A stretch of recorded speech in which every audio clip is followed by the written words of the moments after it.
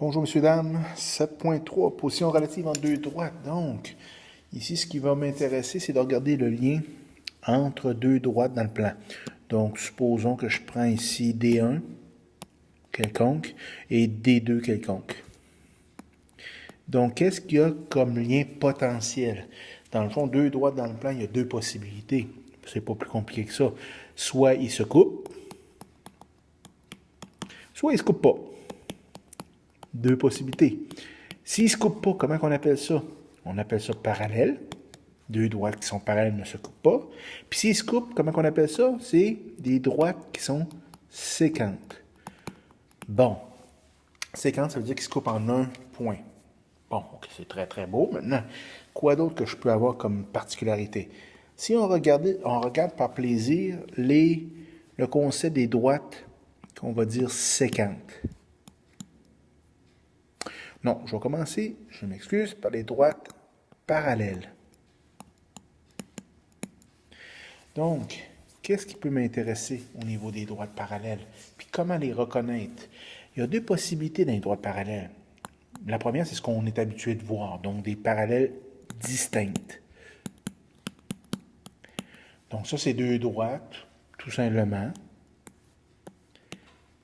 Voilà D1, voilà D2, tout simplement. Ils sont distincts, donc on les voit tous les deux. Qu'est-ce qu'il y a de particulier ici?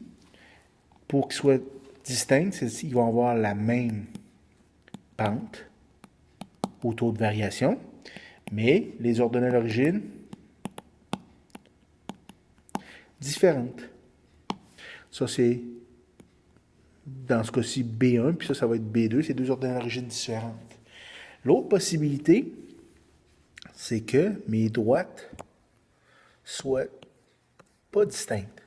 Donc, voilà D1 et voilà D2. Et c'est la même. Donc ici, c'est deux droites qu'on va dire confondues. Donc, deux droites confondues, qu'est-ce qu'ils ont de particulier? Ben, c'est la même, encore, même pente. La pente, c'est l'inclinaison, dans le fond. Donc, même inclinaison. Et qu'est-ce qu'ils ont de particulier? C'est que l'ordre de l'origine, c'est la même. Aussi simple que ça. Maintenant, allons-y plus loin un petit peu. Donc, allons-y, regardons parallèle disjointe. Qu'est-ce qui est particulier, disjointe ou distinct, dépendant comment que...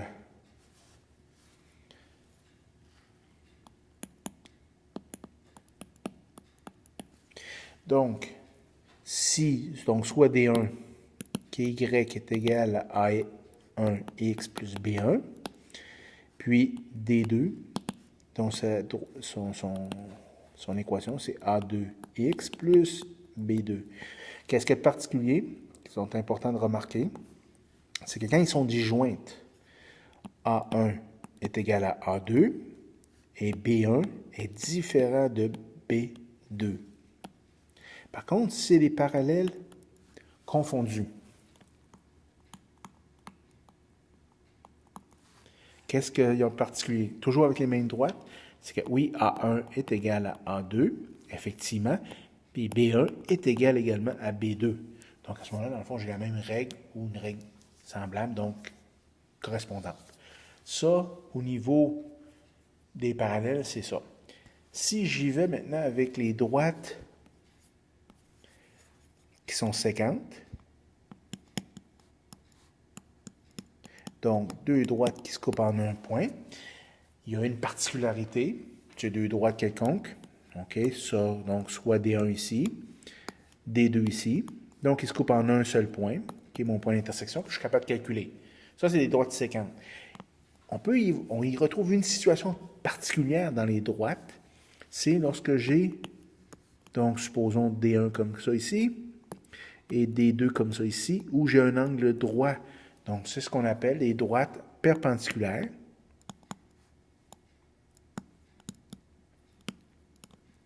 Donc, c'est une particularité intéressante à ce moment-là. Qu'est-ce qu'ils ont comme possibilité, comme relation bizarre un peu? Donc, encore là, ce qu'on va dire tout simplement, c'est que Les pentes, ben, ne sont pas les mêmes, puis les ordres de l'origine non plus. Les pentes, qu'est-ce qu'ils ont de particulier par contre? Les pentes sont opposées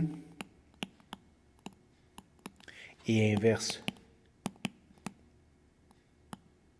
l'une de l'autre.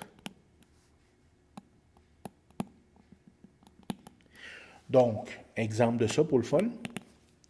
Si j'ai M1 qui est égal à 3, M2, c'est l'inverse et l'opposé. L'opposé de 3, c'est moins 3, et l'inverse, c'est 1 sur moins 3, donc moins 1 tiers. Donc, ça, c'est important de le savoir. Donc, c'est une façon de le reconnaître. Moi, j'aime beaucoup cette façon-là d'utiliser qui dit que les pentes sont inversées et opposées l'un de l'autre. Une autre façon de voir ça, quand j'ai des droites perpendiculaires, donc ça, c'est le symbole pour droite perpendiculaire. Donc, quand j'ai D1 perpendiculaire à D2, soit D1, ici, je vais l'appeler Y est égal à A1X plus B1, puis D2, Y est égal, au lieu d'utiliser, vous allez m'excuser, au lieu d'utiliser A habituellement quand on parle en géométrie, on va utiliser le concept de M qui est la pente. Donc M1, puis ici ça va être M2X plus B2. Donc c'est la même chose. A, puis A c'est le taux de variation, c'est lorsqu'on travaille tout simplement dans des situations dans l'algèbre. Et M c'est la pente, c'est lorsqu'on travaille en géométrie. Ici on est en géométrie. Donc, qu'est-ce que particulier avec une droite perpendiculaire? D1 est perpendiculaire à D2 si le produit des deux pentes, M1 multiplié par M2, c'est égal à moins 1. Tout simplement. Si c'est pas M1 multiplié par M2, si c'est pas égal à moins 1, c'est des droites séquentes quelconques, tout simplement. Donc, allons-y avec un exemple pour plaisir toujours. Donc, j'ai, mettons, Y, bon, D1, c'est Y est égal à 3x moins 5. Puis, j'ai D2, qui est Y est égal à moins 5x plus moins 5. Ici. Quelles sont les particularités de ces deux droites-là? Ici, je remarque que M1 n'est pas égal à M2. Puis que, par contre, B1 est égal à B2. Ah, c'est vraiment beau. Donc, dans le fond, qu'est-ce que ça veut dire? C'est qu'ils ont le même ordre d'origine, ils n'ont pas la même pente, donc ce sont deux droites tout simplement séquentes, pas plus de particularité que ça. Un autre exemple, si j'ai D1 qui est, mettons, Y qui est égal à 2x moins 1, puis j'ai D2 qui est Y qui est égal à moins 1 demi-x plus 3, donc, qu'est-ce que j'ai de particularité ici? J'ai B1 qui est différent à B2, mais au niveau des taux de variation, donc ici j'ai des séquentes quelconques, mais je sais que M1 n'est pas égal à M2, donc encore là je reste avec des séquentes. Maintenant, M1 multiplié par M2, ça donne quoi? Donc, 2 multiplié par moins 1 demi, ça donne moins 1. Donc, ici, ça veut dire que D1 est perpendiculaire à D2, tout simplement. Dernier petit exemple. Si je vous donne D1 qui est Y est égal à 4x moins plus 2. Puis, j'ai D2 qui est Y qui est égal à 4x moins 5. Donc, ici, qu'est-ce que j'ai? J'ai M1 qui est égal à M2. Donc, ils sont parallèles. Puis, j'ai B1 qui est différent de B2. Donc, ce sont D1 est parallèle à D2. Et c'est les parallèles qui sont distinctes ou disjointes. Distinctes. Et voilà. Donc là, on peut s'amuser encore un bout de temps, mais je vous laisse vous amuser avec ça. Ce qui est le fun, c'est que là, ici, j'ai utilisé juste des exemples au niveau des formes fonctionnelles. Je peux avoir canoniques, je peux avoir toutes les autres formes également. Donc, il faut que dans le fond, que pour être capable de comparer à partir de l'équation, il faut que j'aille le M, puis il faut que j'aille le B. Donc, c'est ça que ça me prend. Et voilà.